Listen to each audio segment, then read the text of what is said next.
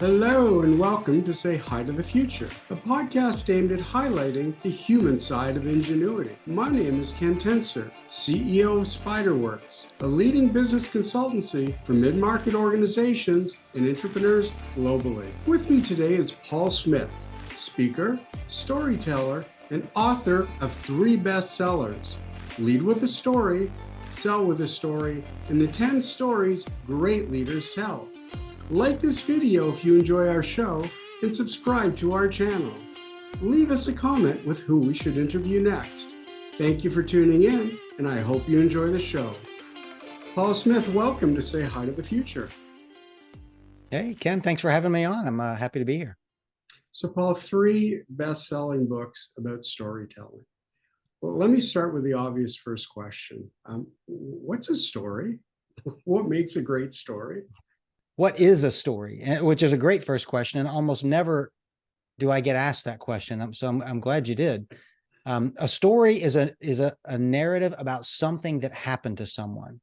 It's not the talking points of your memo. It's not the bullet points on your slide deck. It's not the message track that you are supposed to get through today in today's meeting. It's none of those. Are all very important things, but they're not stories. A story is a narrative about something probably interesting that happened to someone. So as such, there's a time, a place, a main character. That main character's got a goal of some kind. There's probably someone or something getting in the way of that goal, like a villain, if you will. There are events that transpire along the way that hopefully resolve themselves nicely in the end. So those are the attributes of a story, as opposed to, look, Ken, there are 3 things you need to do for me today. Or, there are 4 reasons why you should buy the product I'm selling. Or, those are lists of important ideas, but none of those things are stories. Stories have those other attributes that I just mentioned. Stories make things more relatable, more understandable, versus if you send me a list of 3 to 5 points, I've got to figure them out and understand how to relate them to myself. Right. And which is why stories go well with those other things. They help explain those other things. I can tell you, there's 3 reasons why you need to buy the product I'm selling. And then I can tell you, well, let me give you an example. An example is going to be a story. I'm going to tell you a story about somebody using that thing that I'm trying to sell you. Or I can tell you, here's this awesome idea that I'd like you to implement. And then I can tell you, now I'll tell you a story about somebody who did that thing. So, because I want you to see how it plays out in the real world. As you said, I want you to see how it relates to other things. So I'm going to give you an example, and an example is almost always a story. So tell us your story. I mean, how did you get from, you have a very strong, successful corporate career. How did you, and maybe this ties together perfectly, maybe it's something you saw or you understood or led to your success, but how did you move from, say, a corporate life to this incredible passion for storytelling and helping others?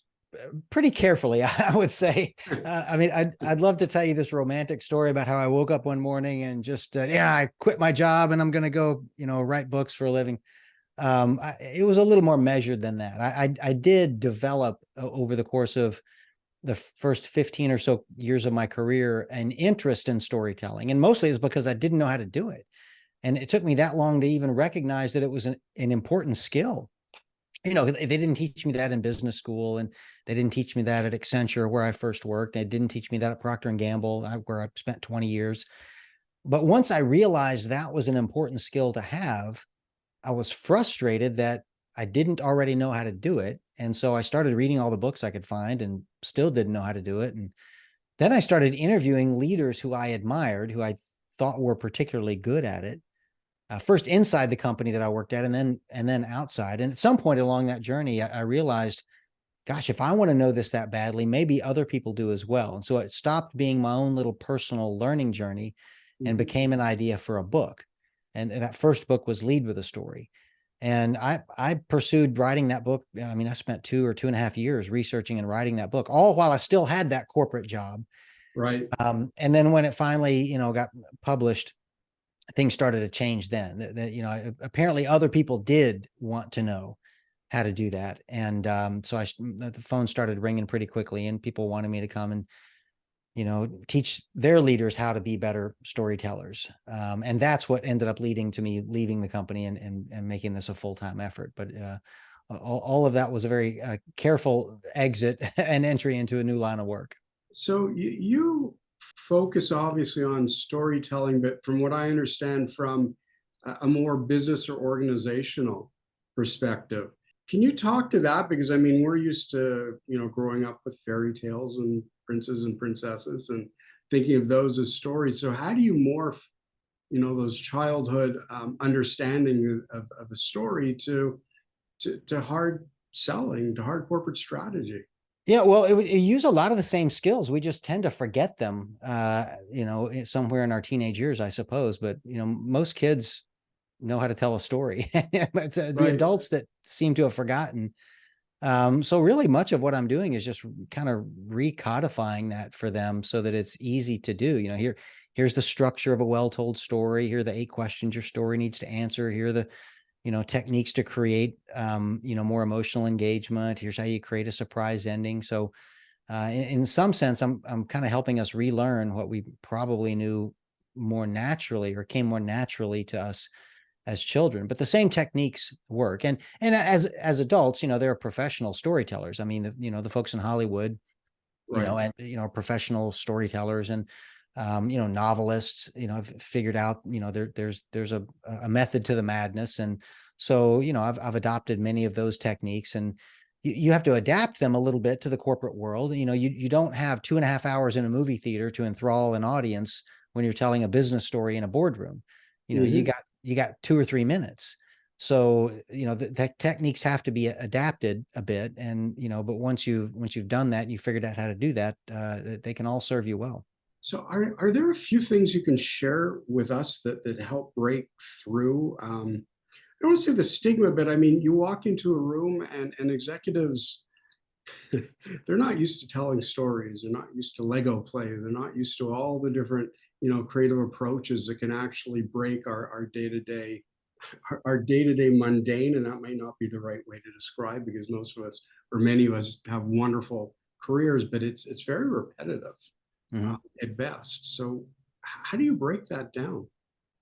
Yeah. So if you walked into that board meeting, and it was your time, in front of those executives, and you opened up your comments by saying, "Well, let me tell you a story. You see, it was a warm September evening, and the leaves were, changing color, and there was a smell of lilacs wafting through the air." I mean, they throw you out of the room, right? I mean, that might be great if you're curled up by the fire reading your favorite novel or something, but that Mhm. kind of storytelling is not what I'm talking about. Okay. The kind of storytelling I'm talking about is so natural and flows so seamlessly in a conversation, those executives won't even know that you're telling them a story. You'll walk in, and you'll tell them, look, we've got a problem in the Idaho office. Here's what's going on. And then you tell Mhm. them what's going on. And 3 minutes later, you've told them a story about what's happening in the Idaho office that needs their Right. attention. At no point did you say, let me tell you a story. In the beginning, this happened, and then this happened, and this happened, and then here's the big ending. Like, you don't make a fuss about the story. So, and the tone of your voice doesn't change, and you don't go into theatrics. I mean, there's no indication that you're doing anything other than having a conversation with them. And that's what a story in the corporate world, that's what it should be like. There should be no pomp and circumstance and no fussiness, and you're just having a conversation. In fact, I specifically tell people, never tell them you're going to tell them a story. Never use the words, let me tell you a story. If your audience is a bunch of kindergartners, that might work great, but that will not work with executives. It's an immediate turnoff. So you can use all the same techniques, but you don't announce those to your audience. You just tell the story where it fits into the conversation naturally. And are there stories when you're working with groups rather than you call them by an organization, you're working with a specific group to help them learn the skill of storytelling? Are there stories that you leverage? And I'll throw this out. I mean, when I'm I hate the word strategy and innovation, and that's what the books that I've written, and they've also been bestsellers. And frankly, those words can kill a room. The story that I tell off the top is The Wizard of Oz, because in 2 minutes, I believe The Wizard of Oz is the single greatest story about corporate strategy ever written, and that every other book, and maybe including mine, are just not worth our time. It has a clear objective, it has a clear path, it has clear steps, and it has flying monkeys that are the barriers. um, and it's funny because by bringing in a little bit of the youth and the levity, I've found that people will say, "Oh, this is my Oz moment, and this is how I see it." So, is there value in that? Do you bring that type of storytelling to a general room to break them into the concept?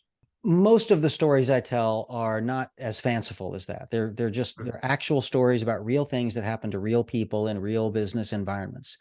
But there are a few that I use that are they're certainly not famous ones like The Wizard of Oz, but there are certainly some non-business stories that turn out to have business lessons.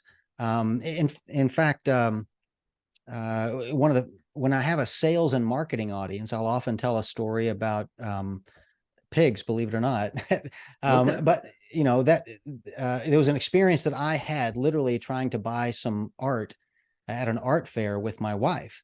And we're literally going booth to booth to booth, and we get to this one, and she's just mesmerized by this one photograph in this one artist's shop that to me looked about as out of place as a pig in the ocean, because it was literally a picture of a pig in the ocean. And Mm-hmm. and that just was crazy to me. I was like, well, that makes no sense. So I literally asked the photographer, dude, what's with the pig in the ocean? Like that's silly, right? And he goes, oh yeah, that's the craziest thing. He said that I took that picture off the coast of this uninhabited island called Big Major K down in the Bahamas.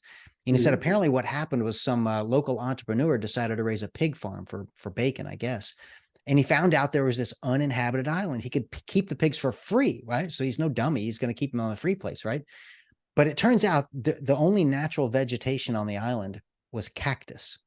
It turns out pigs don't like cactus. Like who would, right? Like, how can you Right. eat? So they were starving, right? Well, it turns out they got lucky that there was a local entrepreneur, restaurant owner on a neighboring island who was boating his kitchen refuse every night over to Big Major K and dumping it overboard, literally like a few dozen yards offshore, just to get rid of the kitchen scraps. Well, imagine you're these pigs, these starving pigs, and you see and smell this food floating out offshore. Well, even though you're not a seafaring creature, eventually, if you get hungry enough, you'll do anything, right? So, Right. eventually one little pig dog paddled or pig paddled his way out there to get the food. And then it's two little piggies and then three little piggies. And okay, so here it is 3 generations later, and all the pigs on Big Major K can swim. And that's how they learned. So he said, when I got there to the island, they swam out to my boat. And, they thought I was the guy from the restaurant going to feed them. He said, I just leaned over the side of the, boat and took a picture. It's the easiest picture I ever took, and one of my best sellers. Right. So, at that moment, I'm like, okay, we'll take it. Sold for cash right now. And I tell that story because it's just a silly picture of a pig in the ocean, but that's what made me buy that picture. I mean, there were probably dozens of pictures that would have met the need that my wife, we were looking for a picture for our kids' bathroom at home. Wasn't that important of a purchase, right? But, and there are probably lots of pictures at that art fair that met our criteria. That's the right size and the right color palette and would match the decor and was affordable. But that's the one that's in our bathroom upstairs because that's the one that had an interesting story attached to it. Right. So that's what made me buy the picture. It wasn't the picture. It was the story that went with the picture. So that's an example of a sales story. Now, does it sound like a sales story? No. What most people think of when they think of a sales story, they think of, look, Ken, there are 3 reasons why you got to buy this picture, right? 1, 2, 3. No, that's not a sales story. That's a sales pitch. And if you work in sales, you better have good sales pitches. But Right. if you really want to be effective, in addition to those sales pitches, you should have some sales stories. And the story of the pigs, it's a story that serves a sales purpose. Ergo, it is a sales story, but it's not a sales pitch. And there's just 2 very different things. Well, thank you for sharing that. And I will say that swimming pigs is quite fanciful. Yeah. True, not a fairy tale, but quite fanciful, and really made a wonderful point there. So, how do we as business people, as strategists or in the middle of organizations, start to pick up or acquire this skill? Because, as you said, it came to you over years of research and practice, and now you tell stories seamlessly. But what's my first step? I think the first step is recognizing that it's a skill set that it would behoove you to acquire. The second step is probably recognizing that it can be learned. Because, most people, when it's like, it sounds like strategy is your forte, most people recognize that those first two steps, strategy is important. And it would benefit me to acquire it, and it can be learned. Like, no, there's probably nobody thinking out there, oh, strategy, that's too hard for me, I could never figure that out. Well, sure you can, right? But you need to go learn it from somebody who knows how to do it, somebody like you, it sounds like.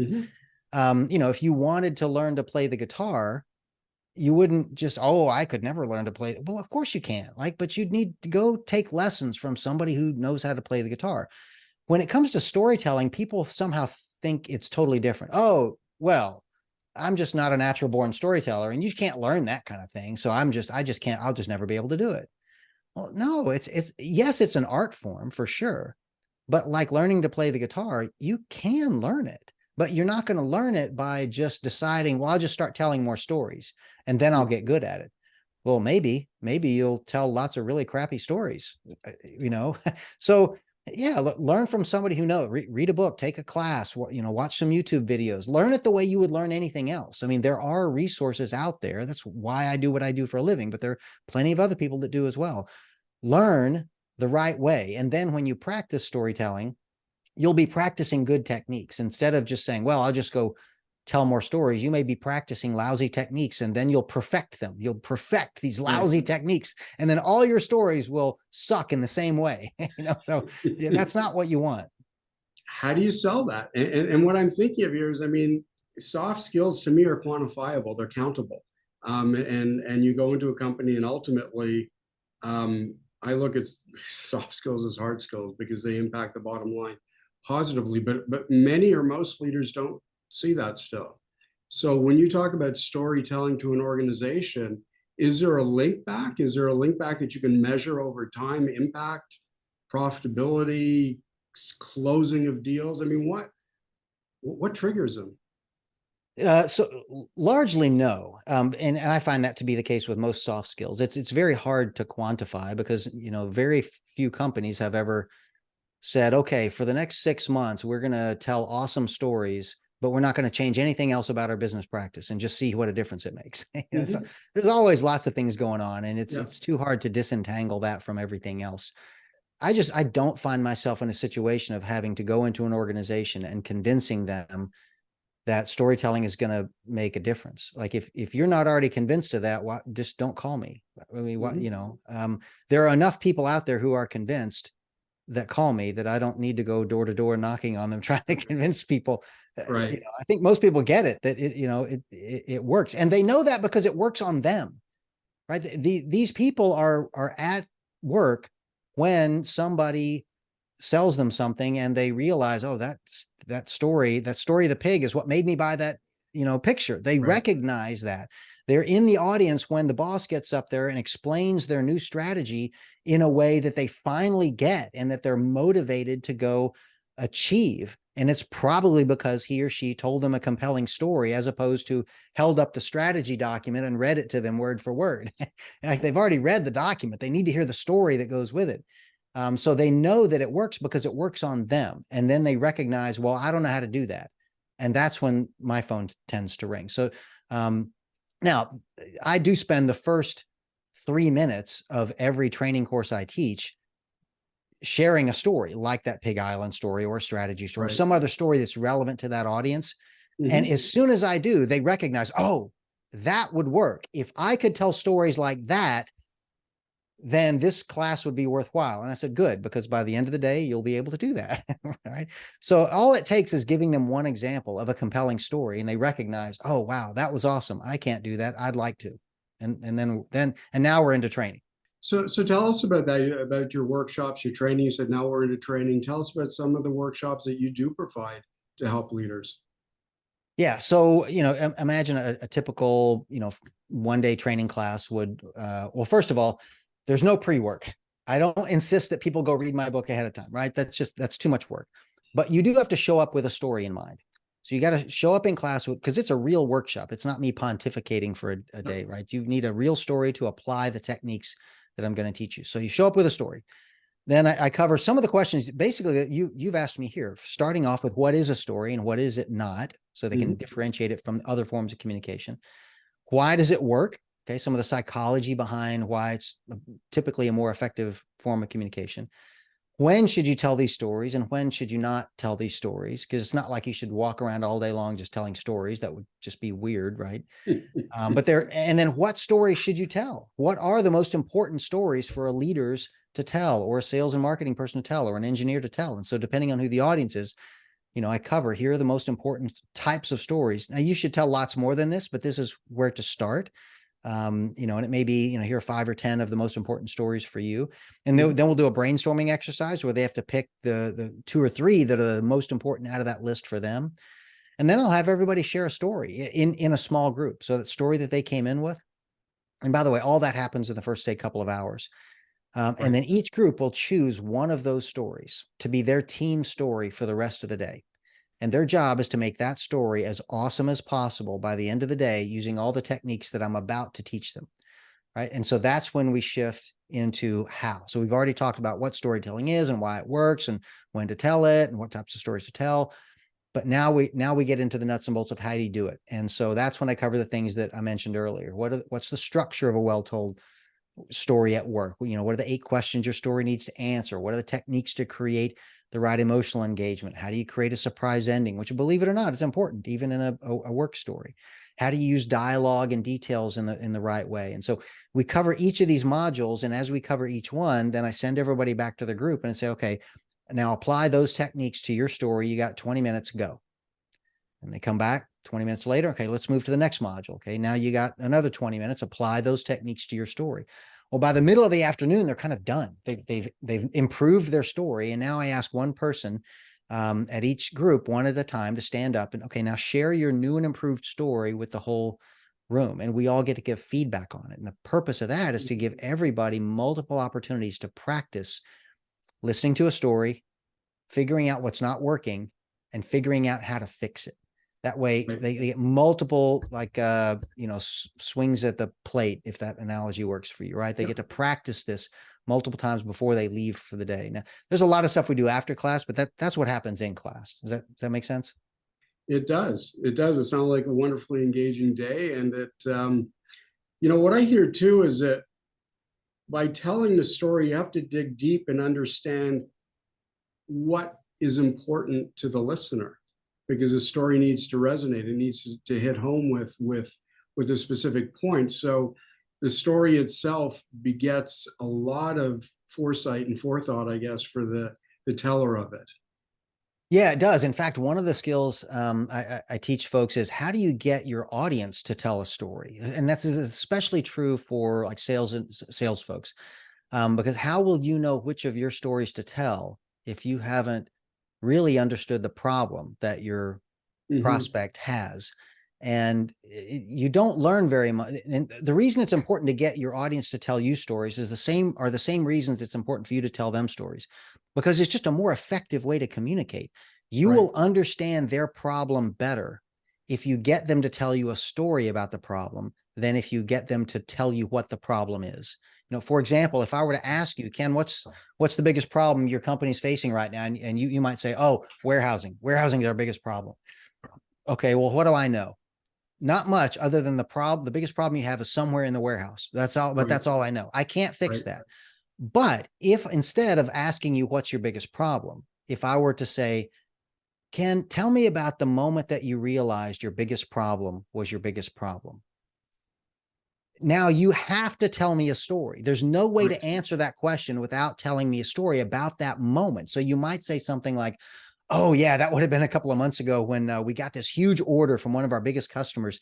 And so we went out to the warehouse and we didn't have any of the product they wanted. And they needed it in 2 days. And so we had to schedule a special production run, which cost a lot of money. And then of course we had to ship it to them, expedited, which cost even more money. And we got it there just in time, but we lost money on the sale.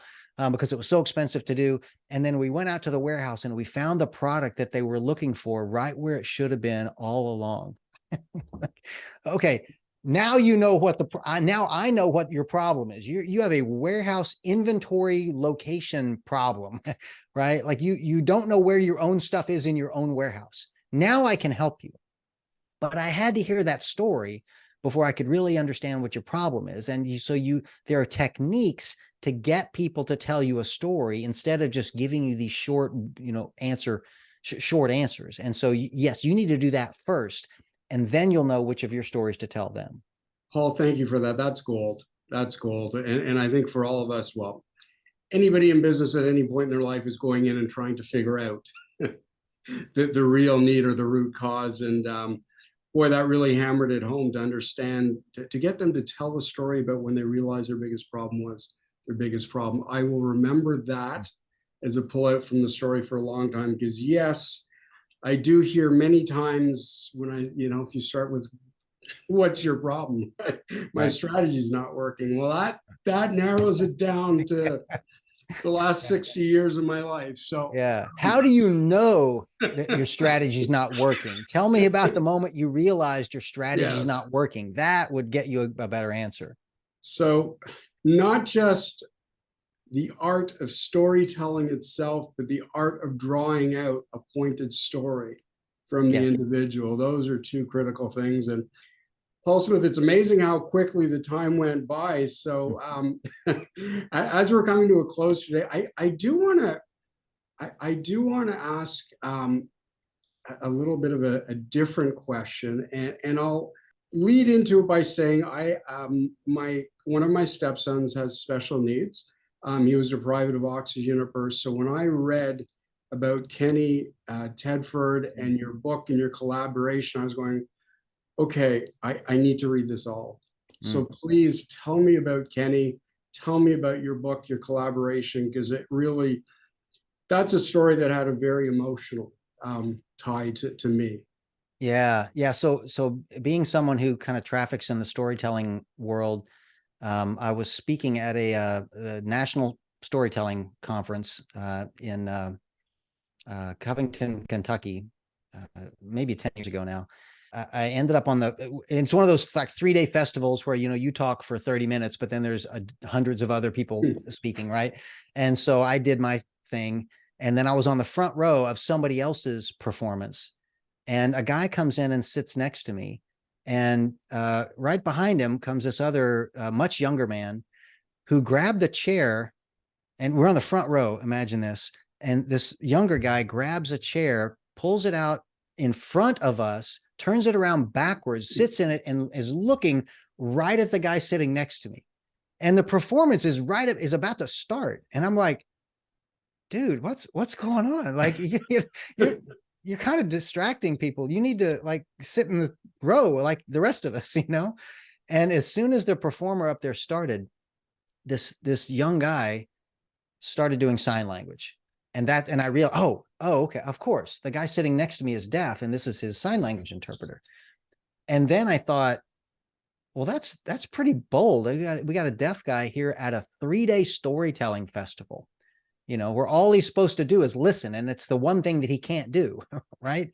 So I just thought that just impressed me, and so I had to meet the guy. Well, I did get to meet him, and his just life story is amazing. He was born deaf, but also because of oxygen deprivation in utero, a number of other challenges he's had to face, partially blind in one eye and a partial paralysis on one side and a significant learning disability. And as a result, he's just led this fascinating life, and his coping mechanisms have just been amazing. And his attitude towards life, with all those challenges, I think that I'd just be a bitter, angry person, and he's just not.